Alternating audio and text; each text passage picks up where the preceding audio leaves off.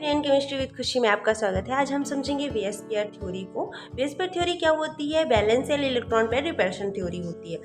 यह हमें क्या बताता है? उन मॉलिक्यूल की शेप को डिसाइड करता है कि शेप कैसे बनते हैं। जो सेंटर एटम के बैलेंस सेल में जितने भी इलेक्ट्रॉन पेयर होते हैं वो क्या करते हैं? एक दूसरे से रिपल करते हैं। इलेक्ट्रॉन पेयर कितने टाइप से होते हैं? 2 टाइप से, लोन पेयर इलेक्ट्रॉन और बॉन्ड पेयर इलेक्ट्रॉन।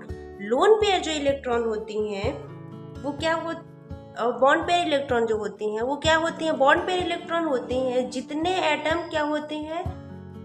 डायरेक्टली जुड़े होते हैं। जैसे कि ये आप यहाँ पे देख सकते हैं, जैसे कि अमोनिया में कितने बॉन्ड पेयर इलेक्ट्रॉन जुड़े हैं? ये जो हाइड्रोजन है क्या है? ये बॉन्ड पेयर इलेक्ट्रॉन जुड़े हुए हैं।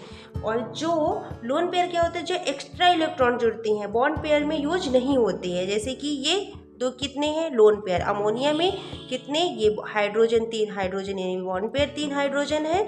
और जो लोन पेयर हैं वो 2 लोन पेयर। ये एक दूसरे से रिपल के 3 टाइप से करते हैं। कौन कौन से? Lone pair to lone pair, lone pair to bond pair और bond pair to bond pair.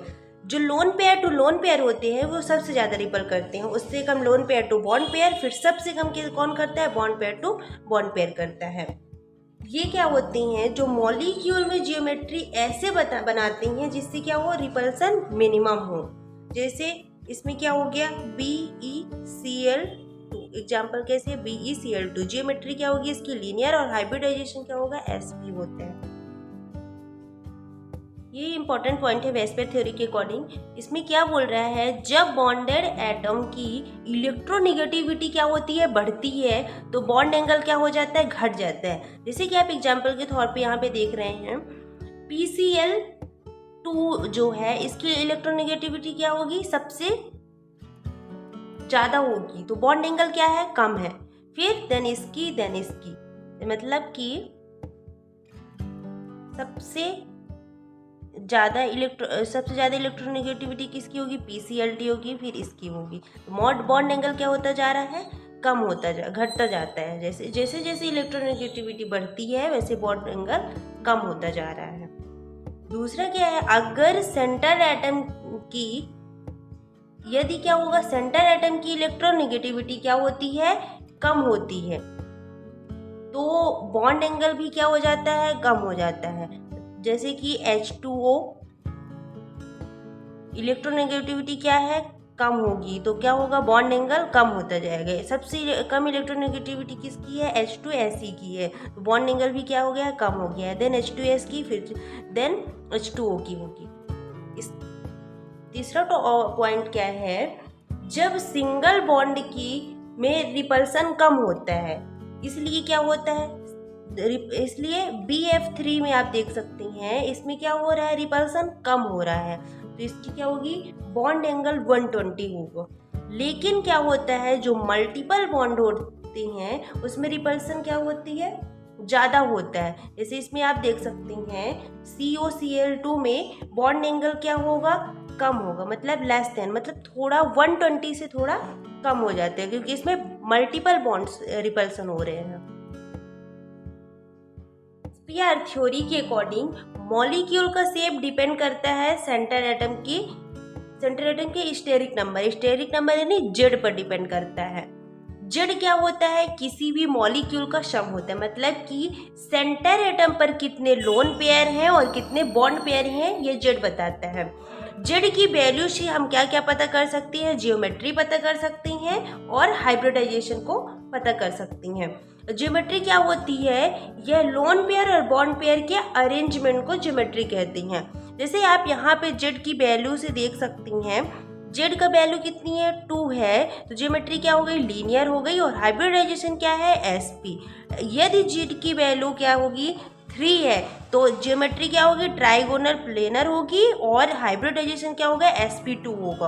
और जेड की वैल्यू कितनी है? 4 है, तो ज्योमेट्री टेट्राहेड्रल और हाइब्रिडाइजेशन SP3 होगी। जेड की वैल्यू 5 है, तो हाइब्रिडाइजेशन क्या होगा? SP3 और ट्राइगोनल बाइपिरामिडल ज्योमेट्री हो जाएगी। 6 है तो ऑक्टाहेड्रल, और इसकी हाइब्रिडाइजेशन कितनी होगी? SP3D2 हो जाएगा। एग्जाम्पल के थ्रू समझते हैं। एग्जाम्पल क्या है? यहाँ पे मेथेन है, हमने क्या देखा अभी, क्या बोला कि जो सेंटर एटम होते हैं वो जेड पे डिपेंड करते हैं। जेड से हमें क्या पता चल जाता है, ज्योमेट्री और हाइब्रिडाइजेशन। तो जेड हम कैसे निकालते हैं, half number of valence electron on central atom, negative charge plus positive charge, और number of monovalent atom plus वो कर देते हैं। तो यहाँ पे आप देख सकते हैं सेंट्रल एटम क्या है, कार्बन है। कार्बन जो है, कार्बन का बैलेंस इलेक्ट्रॉन कितने होंगे, 4 होगा।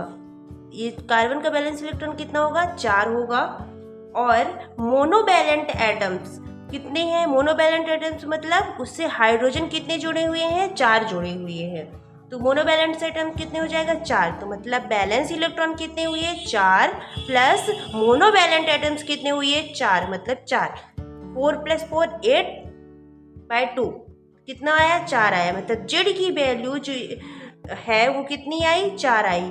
और हाइब्रिडाइजेशन इसका क्या हो जाएगा, sp3, यानी एक s और 3 p, यानी जेड की वैल्यू 4 है तो हाइब्रिडाइजेशन क्या हुआ, sp3 हुआ। ज्योमेट्री क्या होगा, टेट्राहेड्रल होगा।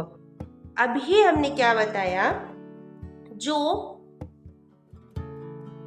यदि लोन पेयर इलेक्ट्रॉन क्या होंगे, 0, यदि लोन पेयर इलेक्ट्रॉन क्या होंगे, 0, तो ज्योमेट्री और शेप दोनों सेम होती हैं। और यदि लोन पेयर इलेक्ट्रॉन प्रेजेंट है तो ज्योमेट्री और शेप क्या होती हैं, अलग अलग होती हैं।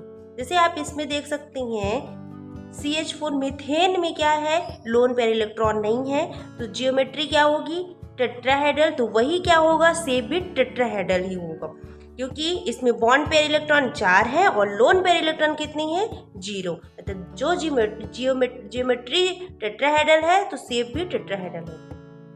सेकंड एग्जांपल क्या है, अमोनिया। अमोनिया में जेड निकालेंगे, जेड की वैल्यू, तो अमोनिया में जेड की वैल्यू निकालेंगे तो नाइट्रोजन, इसमें सेंटर एटम क्या हो जाएगा, नाइट्रोजन। नाइट्रोजन का बैलेंस इलेक्ट्रॉन कितना होता है, 5 होता है। और मोनोवैलेंट एटम मतलब हाइड्रोजन कितने जुड़े हुए हैं, 3, तो यहाँ पे 3 आ गया। तो जेड की वैल्यू क्या आ जाएगी, 4 आ जाएगी, यानी स्टेरिक नंबर कितने आए, 4। जो क्या होता है, जो ज्योमेट्री होती है हमेशा जेड पर डिपेंड करती है, और जो शेप होता है डिपेंड करता है लोन पेयर और बॉन्ड पेयर पे डिपेंड करता है। तो हाइब्रिडाइजेशन क्या आ जाएगा, sp3, ज्योमेट्री क्या आ जाएगी, टेट्राहेड्रल। और लोन पेयर, अब इसमें देखिए क्या है, 3 बॉन्ड पेयर है और एक क्या है, लोन पेयर है। अभी हमने क्या बताया, लोन पेयर आने पे क्या हो जाता है, ज्योमेट्री और शेप चेंज हो जाती हैं। और यदि लोन पेयर नहीं आता है तो जो ज्योमेट्री होगी वही क्या होगा, शेप होगा। तो अमोनिया में क्या है, एक लोन पेयर है तो ज्योमेट्री क्या होगी, टेट्राहेड्रल, और शेप क्या हो जाएगा, ट्राइगोनल बाइपिरामिडल। दोनों सेम नहीं होंगे, चेंज हो जाते हैं। तीसरा एग्जाम्पल क्या है, वाटर, H2O। इसमें जो सेंटर एटम क्या होगा, ऑक्सीजन होगा। तो ऑक्सीजन का बैलेंस इलेक्ट्रॉन कितना होता है, 6 होता है, तो 6 आया। यहाँ पे क्या लिखा है, balance electron on centre atom. Centre atom oxygen हुआ, उसका बैलेंस इलेक्ट्रॉन कितना होता है, 6 होता है। फिर plus number of monovalent, monovalent यानी हाइड्रोजन कितने जुड़े हैं, 2, तो यहाँ पे क्या आया, 6 + 2 8/2, तो कितना आया, 4। तो जेड की वैल्यू कितनी आई, 4। तो हाइब्रिडाइजेशन क्या हुआ, sp3, ज्योमेट्री क्या हो गई, ट्राइगोनल नहीं टेट्राहेड्रल हो गई। और बॉन्ड पेयर कितने हैं, 2, और लोन पेयर कितनी है, 2। अभी इसमें लोन पेयर है तो क्या होगा, ज्योमेट्री और शेप चेंज हो जाती हैं। तो शेप क्या आएगा, बेंट या एंगुलर या फिर वी शेप। आप यहाँ पे देख रहे हैं कि वी शेप टाइप से बन रहा है, उल्टा वी बना है तो इसको क्या बोलेंगे, वी शेप भी बोलते हैं। दूसरा एग्जाम्पल क्या है, BeCl2, बेरिलियम क्लोराइड। इसका सेंटर एटम क्या होगा, Be होगा। अब सेंटर एटम क्या है, balance electron on centre atom. Balance electron कितना होगा, Be का कितना होता है, 2 होता है। और मोनोवैलेंट कितने जुड़े हैं, 2, यानी क्लोरीन कितने जुड़े हैं, 2 जुड़े हैं। तो यहाँ पे क्या है, 2 + 2 = 4, 4/2 आएगा। तो यहाँ पे जेड की वैल्यू कितनी आ जाएगी, 2 आ जाएगी। तो इसकी हाइब्रिडाइजेशन क्या होगा, sp हो जाएगा। अब इसमें क्या है, बॉन्ड पेयर और लोन पेयर। बॉन्ड पेयर क्या कितने हैं, 2 हैं, और लोन पेयर कितनी है, 0 है। तो यहाँ पे जो ज्योमेट्री होगी लीनियर, तो शेप भी क्या हो जाएगा, लीनियर आ जाएगा। अब आप यहाँ पे देख सकती हैं कि मीथेन का हाइब्रिडाइजेशन sp3 है, ज्योमेट्री क्या है, टेट्राहेड्रल है। अमोनिया की भी क्या है, टेट्राहेड्रल है, हाइब्रिडाइजेशन sp3 है। लेकिन इनके शेप में जो एंगल है, एंगल चेंज हो रहा है। चेंज क्यों होता है, जो लोन पेयर का रिपल्सन ज़्यादा होता है इसलिए क्या होते हैं, एंगल में चेंज आ जाता है। जो लोन पेयर होते हैं उनका रिपल्सन क्या हो जाता है, ज़्यादा हो जाता है, तो वो जो बॉन्ड पेयर होते हैं उनको नीचे की ओर दबा देते हैं, तो ये इनका एंगल चेंज होने लगता है। यदि आपको कोई भी मॉलिक्यूल दिया जाए तो आप फॉर्मूला क्या लगाएंगे, पहले जेड लगाएंगे। जेड का फॉर्मूला वो half balance electron on central atom plus number of monovalent atoms, और यदि उसमें कोई चार्ज लगा है पॉजिटिव निगेटिव उसको भी काउंट करेंगे आप। देन हाइब्रिडाइजेशन पता कर लेंगे, देन बॉन्ड पेयर और लोन पेयर से क्या कर लेंगे, शेप पता कर लेते हैं। तो मिलते हैं नेक्स्ट वीडियो में, तब तक आप वीडियो को लाइक, चैनल को सब्सक्राइब, कमेंट करना ना भूलें। Thank you.